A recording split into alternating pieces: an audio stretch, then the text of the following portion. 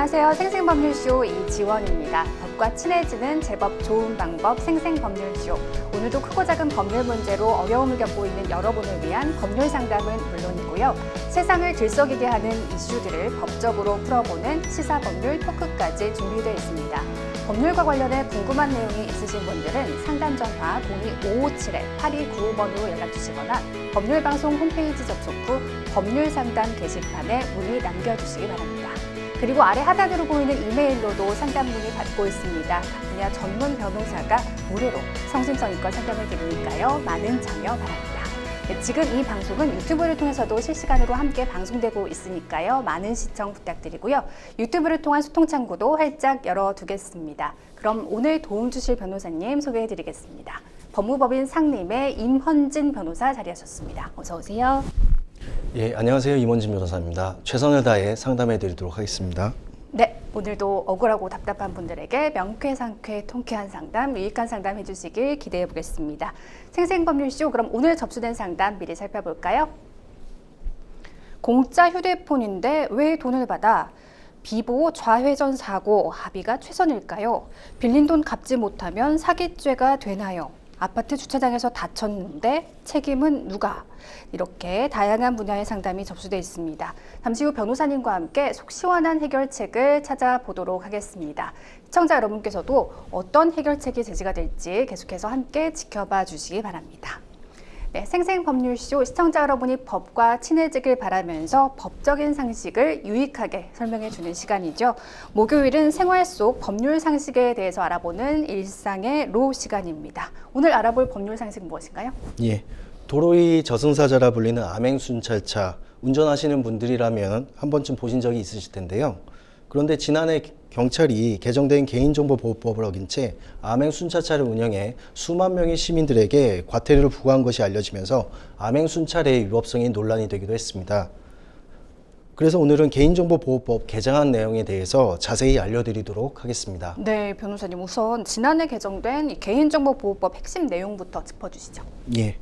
개인정보보호법 제25조의 2 제3항에서는 이동형 영상정보 처리기기로 사람 또는 그 사람과 관련된 사물의 영상을 촬영하는 경우에는 불빛, 소리, 안내판 등 대통령령으로 정하는 바에 따라 촬영 사실을 표시하고 알려야 한다고 규정하고 있습니다.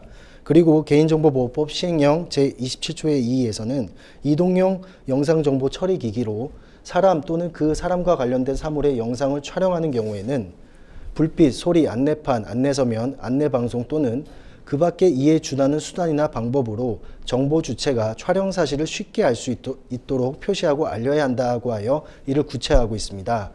여기서 이동형 영상정보 처리기기란 사람이 신체에 착용 또는 휴대하거나 이동 가능한 물체에 부착 또는 거치하여 사람 또는 사물의 영상 등을 촬영하거나 이를 유무선망을 통하여 전송하는 장치로 안경 또는 시계 등의 착용형 장치, 휴대폰 또는 디지털 카메라 등의 휴대용 장치, 차량 블랙박스, 드론 등의 부착 거치형 장치 등을 말합니다. 네, 그러니까 영상 촬영 사실을 명확히 표기해야 한다는 것이 요지인 것 같은데요.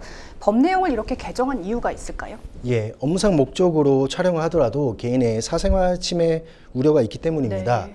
공익 목적으로 하더라도 방식에 제한을 두지 않으면 촬영 및 단속 등을 이유로 남용의 소지가 있으므로 촬영을 하더라도 피촬영 주체가 쉽게 예측할 수 있도록 방식에 제한을 둔 것으로 보시면 됩니다. 네, 그럼 이러한 규정을 위반하면 어떤 처벌을 받게 될까요? 예, 개인정보보호법에는 벌칙 및 과태료 규정이 있지만 네. 그 암행순찰과 같은 이동형 영상정보 처리기기의 촬영 방식 위반에 대한 제재 규정은 별도로 마련되어 있지 않습니다. 그렇군요. 즉 경찰이 단속 목적으로 촬영 사실을 알리지 않고 이동형 영상정보 처리기기로 촬영을 하였다 하더라도 이를 제재할 수 있는 규정은 현재로서는 존재하지 않는 것으로 보입니다. 그럼 앞으로 이 암행순찰 방식의 단속은 사라지는 건가요?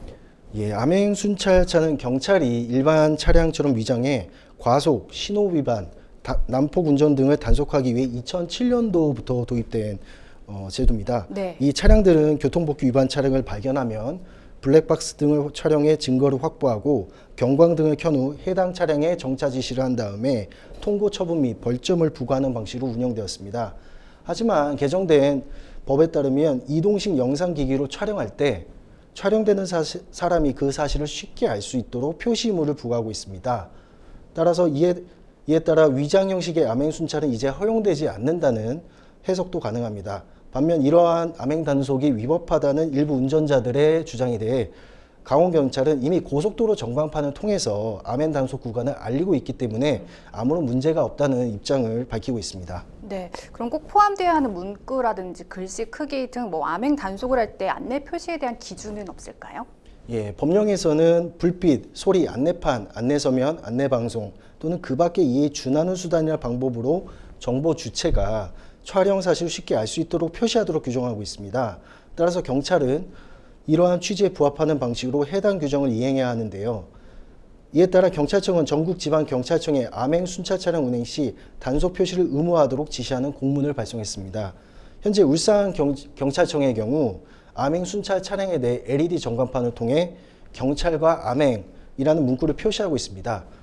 관계자에 따르면 차량 탑재형 이동식 단속 장비를 이용한 단속에는 단속 중이라는 안내 표시를 추가로 설치할 예정이라고 하였습니다. 네, 지난해 경찰이 이러한 단속 표시 의무를 어긴 채 과태료를 부과한 사실이 알려져서 논란이 됐는데요. 그럼 그동안 암행 순찰로 단속된 건들은 무효가 되는 걸까요?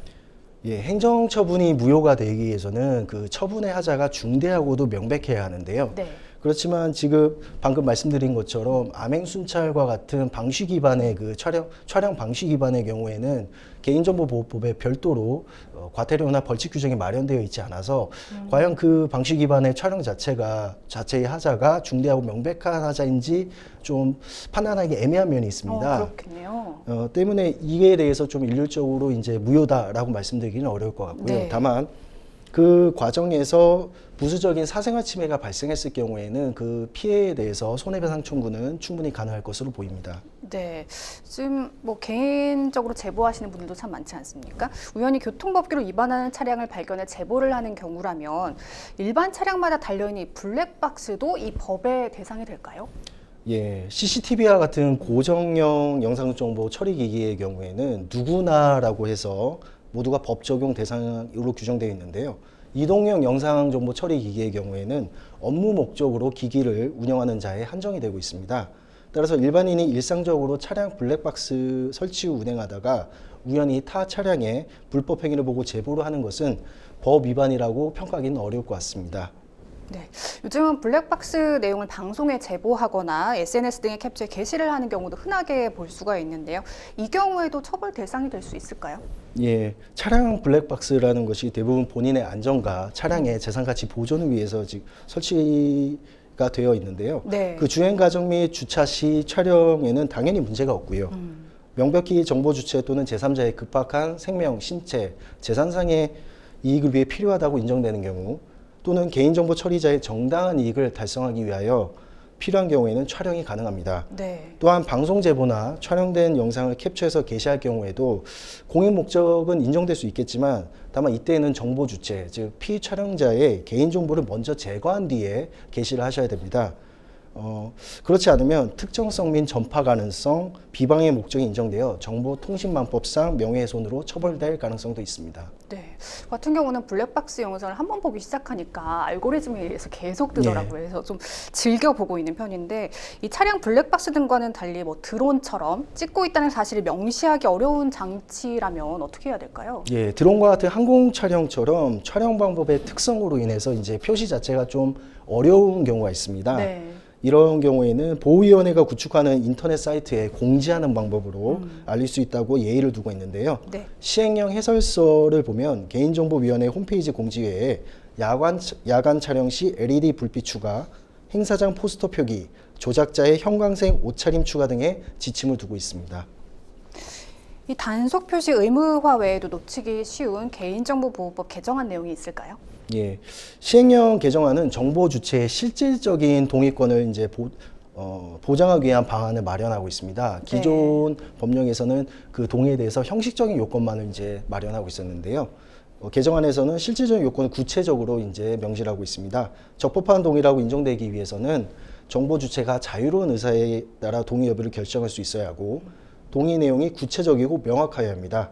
또한 평이하고 이해하기 쉬운 문구를 사용해야 하며 정보 주체에게 동의 여부에 대한 의사를 명확하게 표시할 수 있는 방법을 제공해야 합니다. 네, 경찰은 지난 추석 연휴 기간 동안 시민들의 안전한 귀성길 확보를 위해서 암행 순찰 활동을 강화하겠다고 밝히기도 했는데요. 교통법규뿐만큼이나 개인정보 보호에도 보다 세심한 관리가 이루어질 수 있기를 기대해 보겠습니다.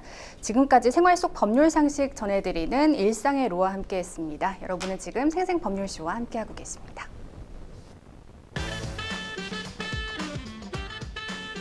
어렵고 복잡한 법률 문제로 고민하고 계신가요? 그렇다면 생생법률쇼가 도와드리겠습니다. 생생법률쇼에선 민사, 형사, 가사 등 각 분야 전문 변호사들이 매년 800여 건의 법률 문제를 속 시원하게 해결해 드리고 있는데요. 그럼 무료로 법률 상담을 받을 수 있는 3가지 방법, 지금부터 소개합니다. 첫째, 02-557-8295번으로 전화해 법률 상담 신청을 한다. 둘째, 법률방송 홈페이지에 접속해 법률상담 게시판에 사연을 올린다. 셋째, 지금 화면에 나오고 있는 이메일 주소로 사연과 연락처를 보낸다.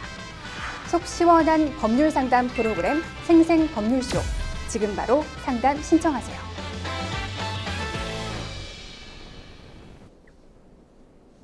네, 지금부터는 생생법률쇼가 자랑하는 성심성의 무료 법률 상담 시작해 보겠습니다. 전화 상담 연결돼 있는데요. 받아보죠. 안녕하세요.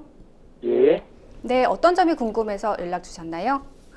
저희 어머님이요. 네, 휴대폰을 공짜로 하나 얻었다고 그래서, 네, 공짜폰이요. 네, 예, 공짜로 가져왔는데, 그게 네. 공짜가 아니고 약정이 있더라고요. 네, 휴대폰을 이렇게 팔아먹은 거죠.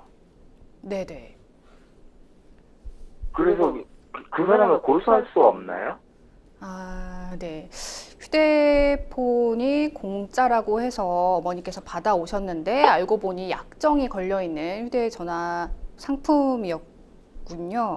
예, 지금 직원을 고소하고 싶다는 말씀을 해주셨는데 옆에 예. 임원진 변호사님 나와 계십니다. 구체적인 상담 받아보겠습니다. 예, 안녕하세요. 예, 안녕하세요. 예, 그 어머니께서 공짜폰이라고 하시면서 이제 받아오셨다고 하셨는데 그 상황을 좀 자세하게 설명을 해 주시겠어요? 그러니까 공짜로 가져왔는데, 예. 알고 보니까 다 약정이 있더라고요. 그래서 내가 그 휴대폰 가게에 가서 예. 이 공짜냐, 음. 당신이 팔아먹은 거냐, 약정이 있는 거냐 물어봤더니 없대요. 아, 약정이 없다고 했어요. 예. 예, 그리고 공짜로 줬대요. 공짜로 줬다. 예, 예. 저희 어머님도 그렇게 공짜로 알고 가져온 온 거고요.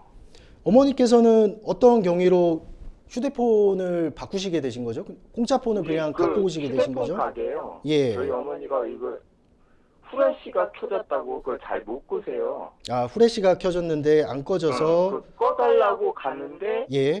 이제 휴대폰 공짜라고 이렇게 주고 그 계약서에다 이렇게 사인하고 가지고 가져왔대요. 예, 예. 공짜인지 알고. 예.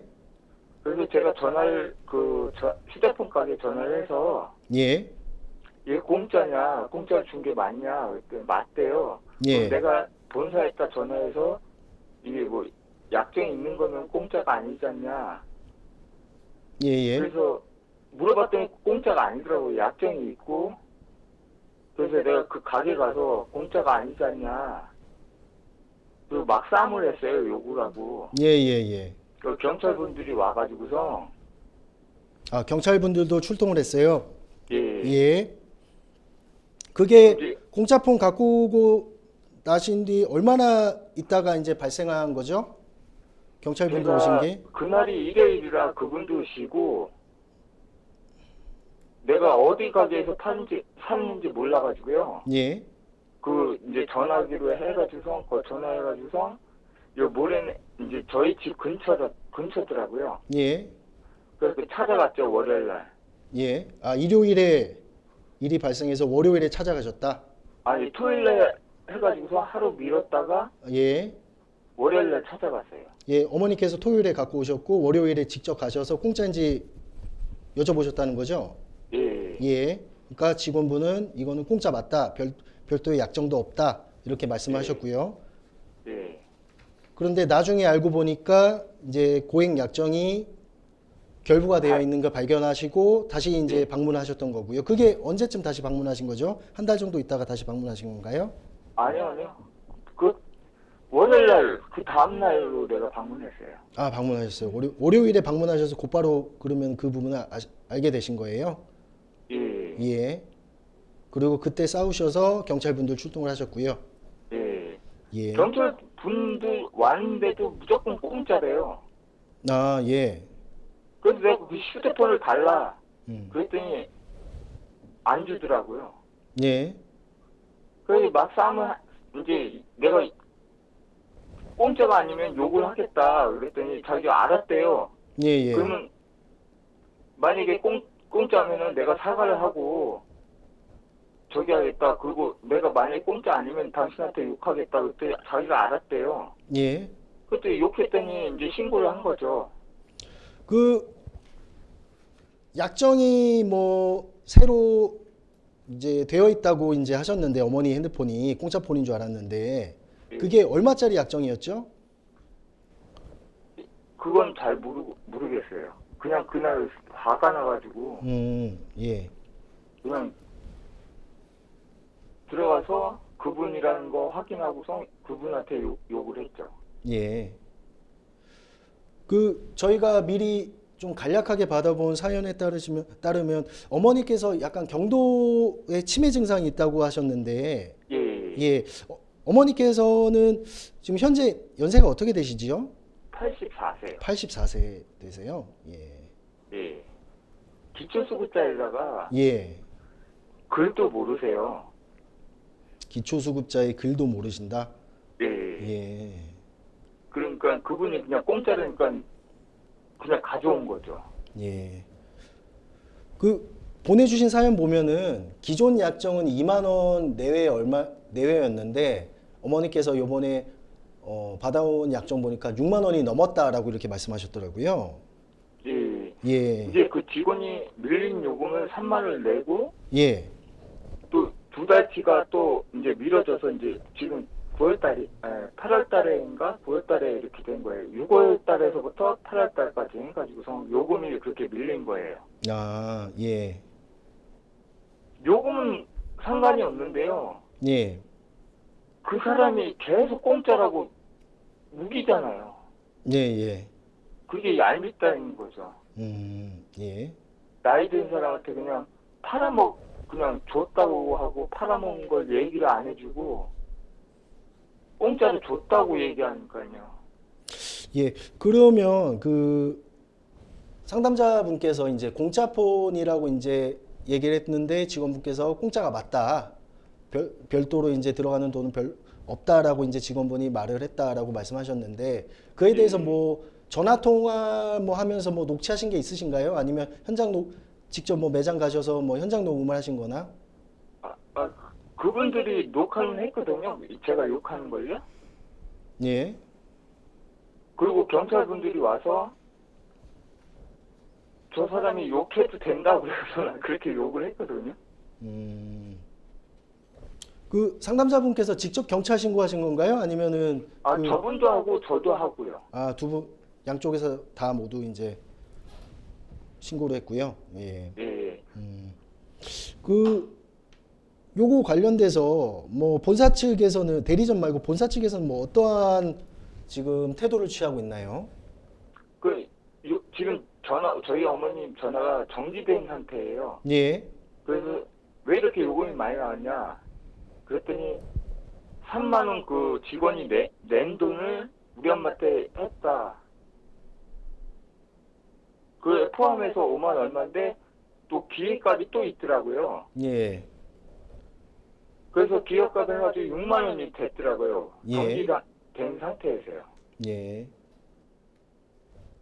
그러니까 그 변경된 약정이 한 3만 얼마 이 정도 되는 건가요? 그러면 두 달치 안 내서 6만 원이 됐다고 말씀하시는 것 같은데.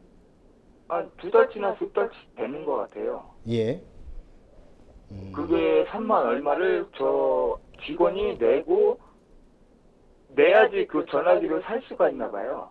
직원이 내는 요금이 따로 있고 또 그 어머님 앞으로 이제 부과된 요금이 별도로 또 있고. 예. 예, 그런 상황이시라는 거죠. 예. 그 휴대폰 개통 관련돼서 어머니께서 따로 뭐 서류 갖고 오신 거 있으신가요? 제가 그 서류를 못 봤어요. 저희 어머님 서류가 갖고 있는 게 없나 봐요. 아, 서류 자체가 없어요? 예. 예.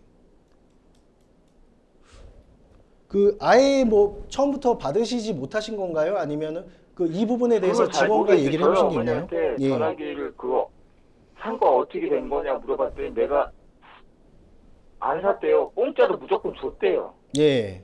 그렇게만 말씀하세요. 아, 서류 같은 건 작성을 안 하고 공짜로 예, 제가 줬다? 산지도 몰라요. 예, 예. 휴대폰을 가져온 것도 모르고요. 예, 예. 다 까먹고 예. 백지 상태예요 지금. 예.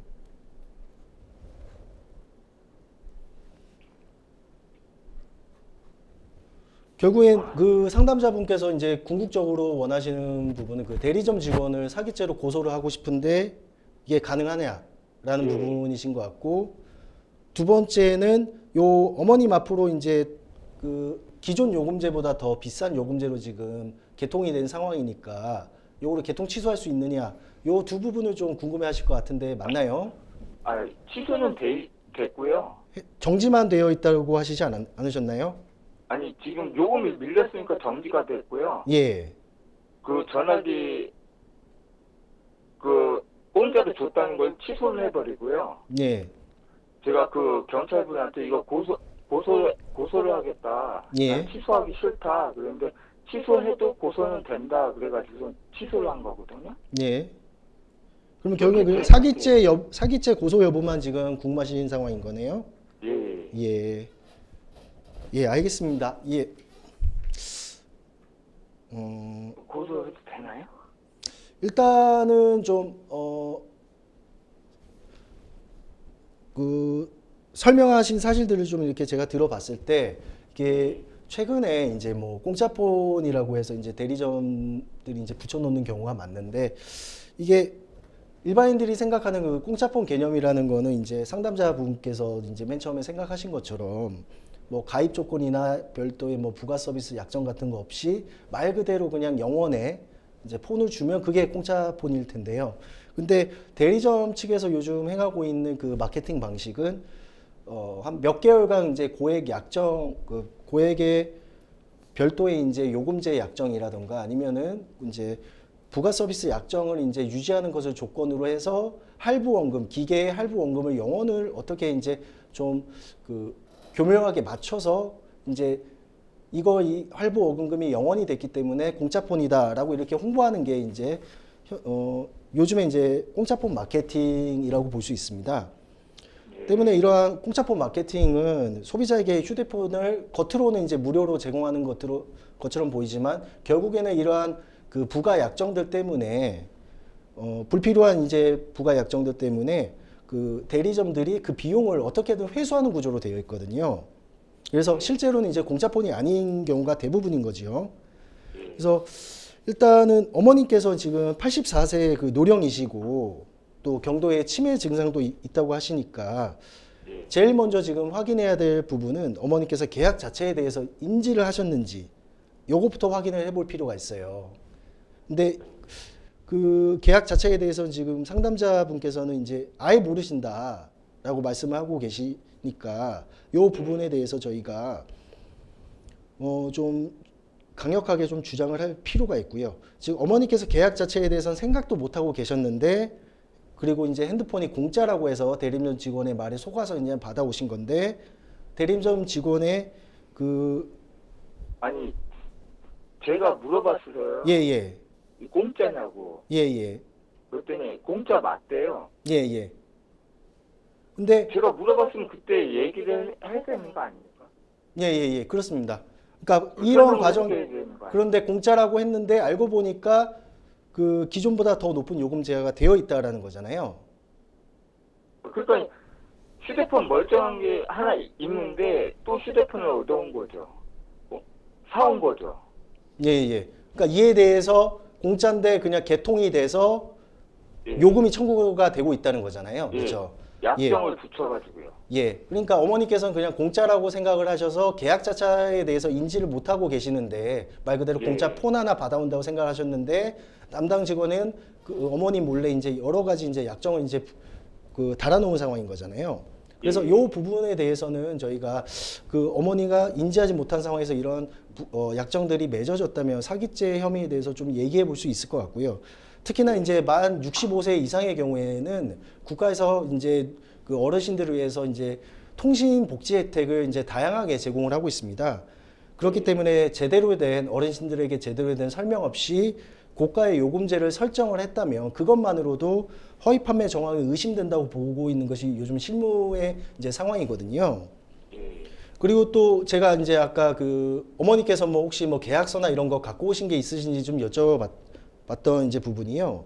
보통 이제 휴대폰 개통을 하는 과정에서 계약서 하나만 쓰는 경우는 없고 그 과정에서 한 7, 8개 정도의 부가적인 이제 서류들을 작성을 하게 되거든요. 예. 그런데 보통 이 과정에서 이제 어머니한테는 뭐 속여서 그냥 받아가려면 여기에만 하나 사인하셔라. 그래서 뭐 계약서 부분에만 사인을 하고 나머지 서류에는 직원들이 그냥 어머니 서류 서명을 이제 대행해서 하는 경우들이 종종 있습니다. 이런 경우에는 이제 뭐 사문서 위조가 될 수 있고요. 권한 없이 이제 대신 서명을 한 것에 해당하기 때문에요. 그렇게 되면은 계약 자체가 이제 존재하지 않는다는 논거로서 저희가 이제 충분히 또 활용을 할 수 있는 방법이 될 수가 있겠습니다. 그래서 정리하면 그 어머니께서 계약 자체에 대해서 인지를 하지 못한 상황에서 대리점 직원이 이에서 이제 각종 계약이 체결된 것처럼 이제 만들어져서 어머님 앞으로 이제 요금이 청구되고 있는 것이라면은 이 부분에 대해서는 경찰 쪽에 이제 사기죄 고소도 가능할 것으로 보이고요.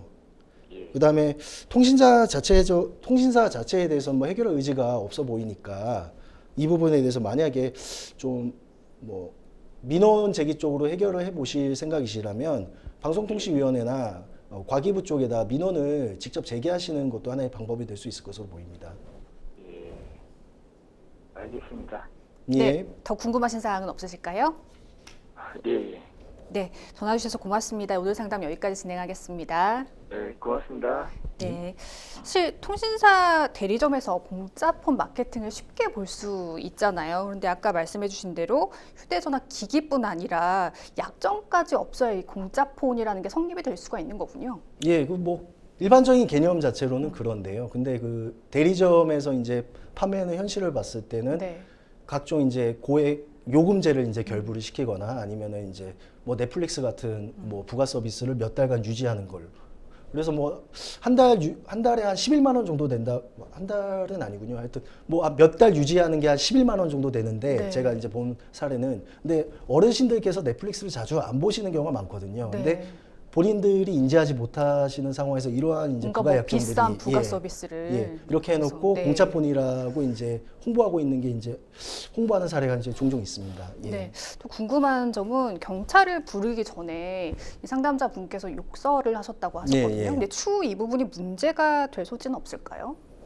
이 부분에 대해서는 이제 뭐 상대방 쪽에서는 업무방해 쪽으로 이제 뭐 신고를 좀 했을 가능성이 매우 있긴 한데요. 네. 이 부분에 대해서 정당행위로서 뭐 이 부분에 그 담당자께서 이제 설명한 부분과 다르다는 부분을 어필하는 과정에서 약간의 고성과 욕설이 오간 것이기 때문에 이 부분은 충분히 어느 정도 화를 낼 수 있는 상황이었다라는 거를 좀 주장을 한다면 정당행위로서 좀 얘기해 볼 수 있지 않을까 싶습니다. 네.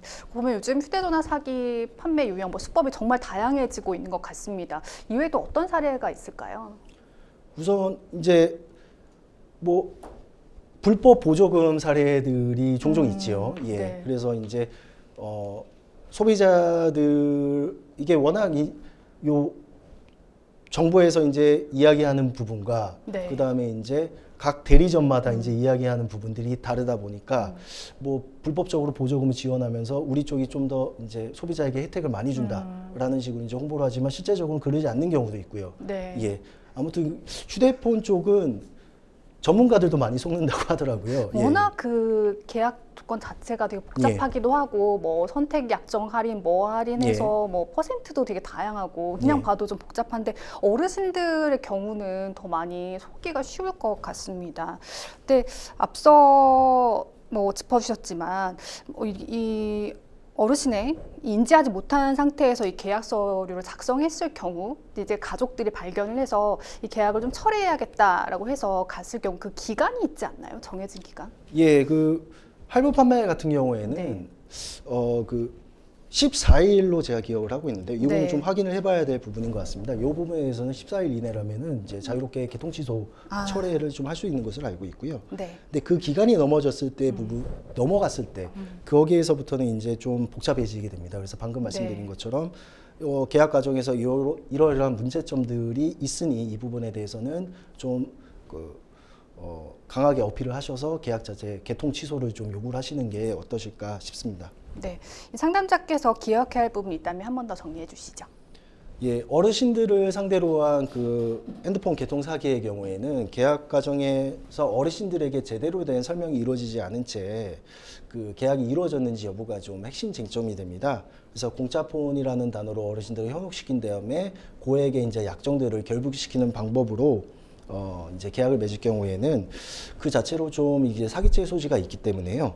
그 계약 당시 서류, 그다음에 담당자 녹취 등의 증거 자료를 확보하셔서 법적 조치를 취하셨으면 합니다. 네, 상세한 조언 감사드립니다. 여러분은 지금 생생법률쇼와 함께하고 계십니다.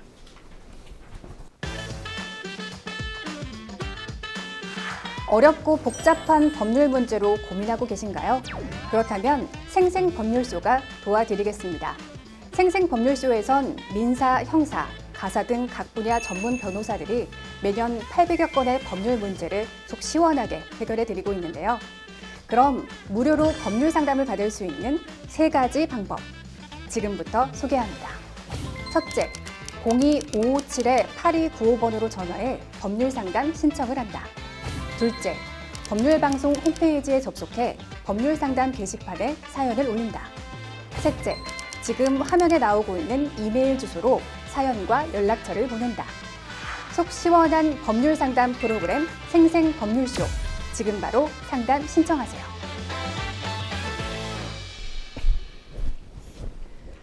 네, 이번에는 법률방송 이메일을 통해 들어온 여러분의 고민을 해결해 드리겠습니다. 어떤 내용인지 보실까요? 얼마 전 사거리에서 직진 신호가 떨어지면서 비보호 좌회전을 하던 중 상대 운전자가 앞에서 빠른 속도로 달려오면서 사고가 났는데요. 어찌나 빨리 달려왔던지 미처 정지할 새도 없었습니다. 당시 기준 속도가 50이었는데 그보다 훨씬 빨라 보였는데요. 해당 사고로 제 차는 폐차된 상황이고 현재 상대 측에선 과실 비율을 상대 10, 저 90으로 주장하고 있습니다. 사정상 종합보험은 가입을 못한 상태라 책임보험으로 상대 차량의 대물 보상은 마쳤습니다. 아직 대인에 대한 합의는 이루어지지 않은 상황이라 이번 주 안으로 중재위원을 통해 합의를 보자고 하는데 과실 비율을 인정하고 합의를 하는 것이 최선일까요? 상대 측에서 과도한 합의금을 요구할까 걱정도 되고 경찰은 합의를 안 하면 재조사를 받아야 하는데 현재 책임보험만 들어놓은 상황이라 무보험 차량으로 간주될 수 있다는 말을 들어 덜컥 겁부터 납니다. 교통사고가 처음이라 어떻게 대응해야 할지 모르겠습니다. 많은 조언 부탁드립니다 하셨습니다. 네, 비보호 좌회전 중에 빠르게 달려오던 직진 차량과 사고가 난 상황인데요. 보통 이런 경우에 직진 차량 우선이 맞는 건가요? 예, 그렇습니다. 예, 비보호 좌회전이라는 개념 자체가 네. 직진 신호 시 상황을 봐서 마주오는 차가 없을 경우에는 좌회전은 가능하지만 네. 주행은 보호받지 못한다라는 개념입니다. 네. 즉 직진 신호 상황에서 좌회전을 하더라도 신호 위반은 아니지만 네. 만약 사고가 발생한다면 좌회전 차량이 좀 더 많은 과실 비율을 대해서 책임을 지게 됩니다. 그럼 상담자님 주장대로 정말 상대가 과속을 했다면 과실 비율이 달라질까요? 예, 그렇습니다. 상대방에게도 이제 과속이라는 이제 잘못이 있기 때문에 네. 그 부분이 참작이 돼서요. 그 좌회전 차량의 과실 비율이 통상적으로 좀 더 내려가게 됩니다. 네. 현재 상담자께서 책임보험만 든 상황이라 합의를 하지 않으면 추후 상황이 더 불리해질까 걱정을 하시는 상황인 것 같습니다. 이 경우 상담자께서 합의를 하는 것이 최선일까요? 종합보험에 가입된 경우에는 교통사고 처리 특례법에 의해서 형사절차 진행, 처벌 불원이 의제가 되어 형사절차 진행되지 않지만 네. 책임보험만 가입된 경우에는 무보험으로 이제 평가가 됩니다. 네. 따라서 이제 가해자는 입건되어 형사절차가 진행되게 되는데요. 때문에 형사절차를 종료시키기 위해 피해자와 합의를 할 필요성이 있습니다. 근데 문제는 상대방 측에서 과도한 합의금 요구할 수 있잖아요. 그럼 합의가 어려울 텐데 이럴 땐 다른 방법은 없을까요? 이게 과도한 합의금은 뭐 그 적절한 합의금 요 네. 이제 항상 이제 합의에서 이제 문제되는 부분인데요. 이 적절한 합의금을 이제 산정하는 뭐 일률적인 기준은 없고요. 네. 결국엔 가해자의 재정 현재 상황 네. 그 뭐 일단 먼저 사고 형태가 어떤 형태이냐 뭐 여기에서부터 시작을 할 것 같고요. 그다음에 가해자의 경제적 상황, 그다음 피해자가 처한 상황 이런 것들을 다 종합적으로 고려를 해서 적절한 이제 형사 합의를 이제 서로 간에 도출하는 수밖에 없습니다. 네. 보통 조정이 성립되면 조정 기일은 어떻게 정해지는지 궁금한데요. 쌍방 합의할 기일을 정할 수 있을까요? 예, 지금 그 상담자분의 사연을 봤을 때 뭐 네. 어떠한 그 뭐 형사나 민사 절차가 곧바로 지금 진행되고 있는 것처럼 보이진 않는 것 같고요. 네. 그래서 조정이라기보다는 뭐 가해자와 피해자가 만나셔서 이제 어떠한 그 합의를 할 수 있는 네. 뭐 공식적인 절차가 뭐 한 세 가지 방법이 있을 수 있겠습니다. 먼저 과실비율 분쟁심의위원회라고 해서 뭐 네. 줄여서 분심이라고 하는데요. 네. 그 민간기구인 분심위를 통해서 과실비율을 결정하면서 이를 기초로 뭐 합의를 서로 하실 수 있겠고요. 만약 이 과정에서 합의가 이루어지지 않아서 이제 형사 절차가 진행이 되게 된다면 네. 검찰 송치까지 된 상황에서 이제 가해자 측에서 이제 요청을 하면 형사조정위원회에 이제 조정이 회부가 될 수 있습니다. 그러면 그 과정에서 이제 가해자 피해자 간에 이제 그 조정이 이루어질 수 있고요. 마지막으로 피해자 분께서 가해자 상대로 민사소송을 제기한다면 이제 민사 절차에서 조정이 이루어질 수 있겠습니다. 네. 이처럼 교통사고가 나면 과실 비율을 가장 궁금해 하실 텐데요. 이때 과실 비율을 확인할 수 있는 방법이 있을까요? 방금 말씀드린 그 분심위에서 네. 이제 각 사례들을 이제 종합적으로 검토를 해서 네. 각 사고 유형에 따른 기본적인 과실 비율은 어느 정도 된다라고 네. 이제 가이드라인을 마련을 하고 있는데요. 네. 이제 각 판례들을 기초로 해서 이제 상세하게 지금 과실 비율에 대해 설명을 해 놓고 있습니다. 그래서 위원회 공식 웹사이트인 나의 과실 비율 알아보기를 통해서 자신의 사고 상황에 대해서 과실 비율을 쉽게 파악할 수 있습니다. 하지만 요거는 그 모두 언제나 이제 정답이라 볼 수는 없겠고요. 이제 참고할 만한 참고할 만한 정도? 상황이고요. 이 일을 기초로 뭐 현장을 이제 녹화한 블랙박스라든가 이런 걸 통해서 오히려 또 무과실 인정이 되기도 하니까요. 네. 예, 하나의 참고사항으로 보시면 되겠습니다. 그렇군요. 가장 빈번하게 일어나는 과실비율 분쟁 사례도 궁금한데요. 어떤 것들이 있을까요? 예, 최근 3년간 과실비율 분쟁이 가장 많이 발생한 차대차 사고는 진로 변경 중 발생한 사고입니다. 네. 특히 동일한 방향으로 중행 중인 두 차량 간의 진로 변경 중 사고가 1, 2순위로 가장 많은 분쟁을 차지했습니다. 네. 즉 끼어들기로 인한 사고이죠. 그 다음으로 분쟁이 많은 사고 유형은 신호등이 없는 교차로에서의 우측 직진 대 좌측 직진 사고, 중앙선이 없는 도로에서의 직진 대 맞은편 직진 사고, 양 차량 주행 중 후방 추돌 사고 순으로 나타났습니다. 자, 교통사고가 처음이라고 하셔서 많이 당황하셨을 상담자께 마지막으로 조언 한 말씀 부탁드리겠습니다. 예. 교통사고를 처음 겪으셨다면 당황하고 걱정이 많으실 텐데요. 이럴 때일수록 침착하게 상황을 정리하고 대응하시는 것이 무엇보다 중요합니다. 특히 차가 폐차될 정도의 큰 사고를 당하셨다고 말씀하셨는데요. 무엇보다 그 본인의 건강 상태를 우선적으로 고려하셨으면 합니다. 당장 증상이 없더라도 이제 후유증이 발생할 수 있으니까요. 꼭 병원에 가셔서 철저한 검사부터 하시고 이를 바탕으로 해서 이제 앞으로 차근차근 하나씩 대응을 해 나가셨으면 합니다. 네. 계속해서 법률방송 이메일을 통해 들어온 여러분의 고민을 해결해 드리겠습니다. 어떤 내용인지 보실까요? 코로나 때 실직을 하고 일용직을 전전하며 살아왔습니다. 지금은 어깨까지 아파서 건설 현장 일용직도 하루 나가고 2, 3일 쉬면서 겨우겨우 생계를 꾸려가고 있는데요. 코로나 때 갑작스러운 실직 이후 당장의 생활비가 급해서 아는 형님에게 1,000만 원을 빌렸습니다. 어릴 때부터 한 동네 살면서 우애 있게 지낸 사이여서 돈 빌려달라는 부탁이 쉽진 않았지만 당장 먹고 살아야 했기 때문에 눈 딱 감고 이야기를 꺼냈죠. 형님은 본인도 넉넉한 형편은 아니지만 조금 모아둔 예금이 있다며 1,000만 원을 빌려주었습니다. 절친한 사이라 차용증을 쓰지 않았는데요. 근데 돈을 빌린 지 벌써 4년이 지났습니다. 그동안 돈이 생길 때마다 조금씩 모아서 갚은 돈이 겨우 130만 원입니다. 아직도 800만 원 넘게 남아있는데 도저히 돈이 모이지가 않습니다. 건강은 갈수록 나빠져서 일을 언제까지 할 수 있을지도 모르는 상황입니다.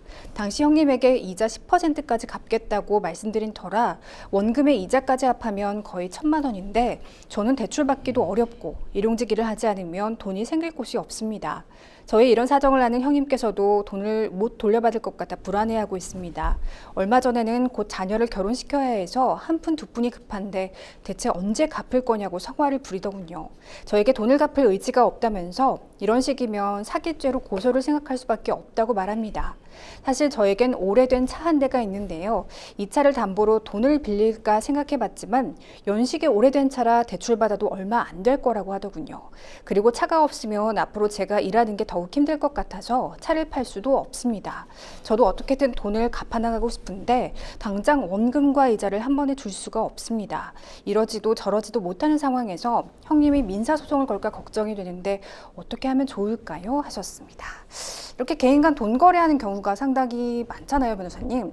이 채권자 입장에서 빌려준 돈을 받지 못하면 사기죄로 고소하겠다 하는 경우가 많거든요. 근데 돈을 갚지 못하면 전부 사기죄가 되는 건가요? 돈을 갚지 않는다고 해서 곧바로 다 사기죄가 성립하는 것은 아닙니다. 네. 예, 차용금 사기가 돈과 관련된 이러한 사기를 차용금 사기라고 하는데요. 네. 차용금 사기가 성립을 하려면 금연 차용 당시에 채무자가 채권자에게 변제 의사와 변제 능력 그 속여서 이에 채권자가 속아서 금원을 차용했다는 점이 객관적 사실로서 모두 증명이 돼야 됩니다. 이 상담자의 경우 차용증을 작성하지 않은 상황이에요. 그리고 또 돈을 갚으려고 했지만 사정이 어려워져서 돈을 갚지 못한 상황이거든요. 근데 민사상 채무 불이행이 될 수도 있다던데 이건 정확히 어떤 건가요? 결국에 이 부분이 형사상의 이제 사기죄가 되느냐, 그렇지 않은 그냥 단순한 민사상 채무 불이행이냐 판단의 문제인데요. 이제 방금 말씀드린 것처럼 이제 우리 형법의 기본적인 태도는 행위 당시에 이 사람에게 이제 편취의 고의, 사기의 고의가 있었느냐라는 네. 걸 이제 보고 있습니다. 네. 그렇기 때문에 차용 당시에 변제 의사나 능력이 있었다면 이후에 차용금을 사정이 어려워져서 갚지 못했다 하더라도 이를 두고 이제 사기죄라 볼 수 없다. 이는 단순한 민사상 채무 불이행에 불과하다라고 보고 있는 것이 우리 대법원 판례의 태도이고요. 즉 이제 돈을 빌릴 당시에는 갚을 의사와 능력이 있었지만 추후 사정이 어려워져서 갚지 못한 것에 불과하다면 이는 민사의 문제로 해결할 일이지 이를 두고 이제 형사 문제로 갈 것은 아니다라고 볼 수 있습니다. 네, 상담자께서 원금의 10%를 이자로 주기로 하셨다고 하셨는데 보통 개인 간 돈 거래 시에 법정 최고 이자가 정해진 게 있나요? 예, 일반 개인들 간의 이제 금전대차에는 이자 제한법이 적용됩니다. 네. 그래서 과도한 이자율로 인한 피해를 방지하기 위해 이제 이자 제한법이 제정이 되었는데요. 현행 이자 제한법에 따르면 최고 이자율은 연 20%로 정해져 있습니다. 현재 상담자님께 차가 한 대 있는 상황인데요. 만약 상대가 소송을 진행한다면 차가 압류될 상황도 생길까요? 예, 일단 뭐 상담자분의 재산이 차량밖에 없다면 뭐 그 형님 되시는 분께서는 민사소송 진행하시면서 그 차량에 대해 가압류를 하면서 소송을 진행하실 가능성이 높고요. 만약 이제 승소 판결을 받으시게 된다면 강제경매를 신청하셔서 가압류가 이제 압류로 전환될 가능성이 높습니다. 네, 현재 상황에서 상담자님이 채권자인 형님과 원만하게 채무 관계를 설정하려면 어떻게 해야 할지 조언해 주시죠. 일단 먼저 채권자인 형님과 진심으로 대화하면서 지금 상담자분께서 이러한 이제 건강 상태나 뭐 경제 상황이 어렵다라는 부분을 진솔하게 설명을 하셔서 이제 이해를 구하는 것에부터 시작을 하셔야 될 것 같습니다. 그리고 현실적인 상환 계획을 이제 말씀을 드리면서 매달 언제까지는 얼마씩 갚아나겠다라는 부분을 좀 제시를 하시면서 이에 따라서 계속 갚아나가시는 모습을 보여서 신뢰 회복을 하시는 게 가장 중요할 듯 싶습니다. 그래서 이 부분을 이제 뭐 이행하지 않고 그냥 뭐 걱정만 하고 있는다고 해서 해결이 되진 않으니까요. 네. 먼저 그 신뢰 회복부터 이제 먼저 시작을 하시는 게 어떨까 싶습니다. 네, 계속해서 법률방송 이메일을 통해 들어온 여러분의 고민을 해결해 드리겠습니다. 어떤 내용인지 보실까요? 9살 자녀가 있는데요. 아이가 학원에 다녀오다가 비가 와서 주차장 쪽으로 걸어왔나 보더라고요. 근데 주차장 바닥에 땅이 꺼져 있는 부분을 발판으로 대충 덮어놨나 봅니다. 아이가 걸어오면서 무심코 그곳을 밟았다가 넘어져서 발가락이 골절됐습니다. 지금 병원을 다니며 계속 치료 중인데요. 너무 화가 나서 관리사무소에 가서 상황을 말하니 입주자 대표회의를 하겠다고 하더군요. 근데 그 이후로 감감무소식이었습니다. 다시 관리사무소를 찾아가니 입주자 대표회의에서 주민 부주의라는 결론을 내렸다는 겁니다. 저희 아이가 주의를 기울이지 않아서 다친 거라고 하더군요. 그러면서 보상을 해줄 수 없다는 입장인데요. 꺼진 바닥에 위험이라는 글자만 써뒀어도 아이가 그 발판을 밟지 않았을 텐데 자세한 상황은 따져보지 않고 무조건 주민 부주의로 결론 내린 입주자 대표에게 너무 화가 납니다. 성장 중인 아이가 다친 것도 속상한데 아니란 태도로 대응하는 입주자 대표나 관리사무소로부터 피해 보상을 받을 수 있을까요? 하셨습니다. 공동주택에 여러 시설이 있다 보니까 주민들이 다치는 사고가 종종 일어나는 것 같아요. 예. 공동주택상의 시설물의 설치 또는 보존상의 하자로 인해서 네. 주민들이 상해를 입는 경우가 종종 발생하고 있는 것 같습니다.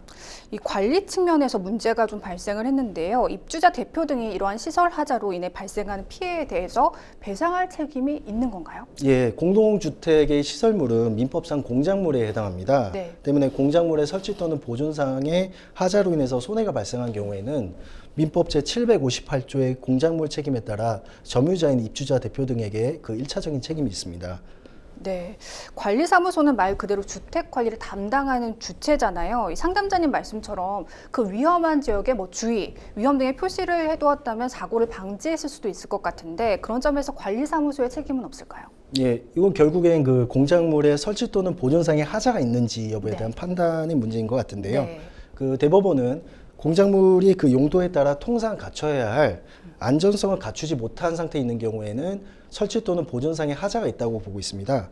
그리고 안전성 구비 여부는 공작물의 위험성에 비례해 사회 통념상 일반적으로 요구되는 방호 조치 의무를 다했는지 여부로 이제 판단을 하고 있는데요.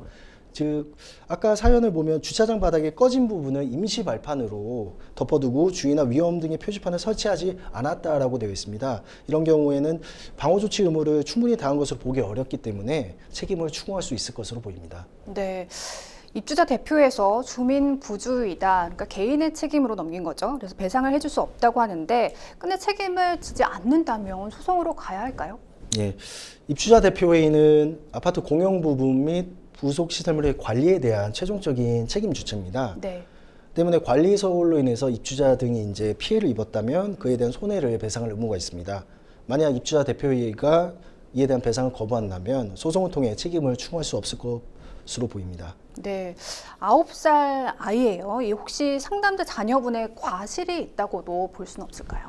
예, 간략한 사실관계만으로는 그 자녀분에게 과실이 있는지 단정하기는 좀 어려울 것 같고요. 네. 다만 이 자녀분에게 과실이 있다 하더라도 이건 손해액의 범위를 정하는 과실상계를 통해 손해액의 범위를 정하는 요소로만 참작이 될 뿐이지 손해배상 책임 자체가 부정될 수는 없습니다.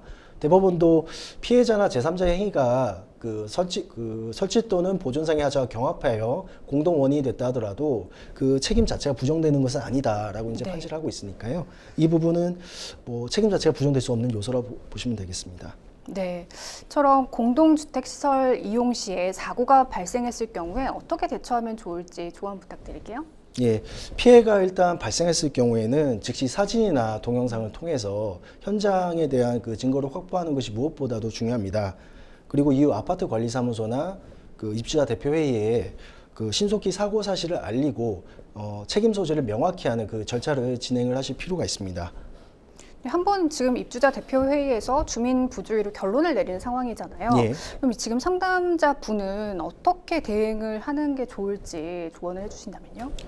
일단 주민 부주의라고 결론을 내렸다 하더라도 그게 뭐 공적인 판단은 되지 않으니까요. 네. 결국엔 이 부분에 대해서 어떠한 점이 이제 잘못된 부분이고라는 그 부분에 대해서 명확히 얘기를 하면서 상대방에게 이제 배상 책임에 대해서 좀 다시 한번 이제 요구를 하시는 게 내용 증명을 통해서 이제 요구를 하시는 게 나을 듯 보이고요. 이후에 이제 입주자 대표회의에서도 여전히 이제 책임을 부정한다면은 소송을 통해서 이제 절차를 진행하시는 것이 맞을 것으로 보입니다. 네, 만약에 나중에 그 책임이 인정이 되면 그 9살 아이의 발가락 골절에 대한 그런 비용도 전부 다 보상을 받을 수 있는 거죠? 예, 그렇습니다. 예, 그렇습니다. 뭐 치료비의 경우에는 이제 치료비, 위자료 뭐 이런 부분에 대해서는 충분히 이제 배상 청구가 가능할 것으로 보입니다. 예. 네, 알겠습니다. 생법률쇼 많은 분들의 상담 전화가 걸려오고 있습니다. 도움이 필요한 분들은 주저하지 마시고 연락 주시기 바랍니다. 법률 상담 참여 방법 다시 한번 알려드리겠습니다. 상담 전화 02-557-8295번으로 연락 주시거나 법률방송 홈페이지 접속 후 법률 상담 게시판에 문의 남겨주시기 바랍니다. 그리고 아래 하단에 보이는 이메일로도 상담 문의 받고 있습니다. 각 분야 전문 변호사가 무료로 성심성의껏 상담해 드리니까요. 많은 참여 부탁드리겠습니다. 오늘 함께해 주신 임원진 변호사님 고맙습니다. 감사합니다. 네, 오늘 순서는 여기까지입니다. 시청해 주신 여러분 고맙습니다.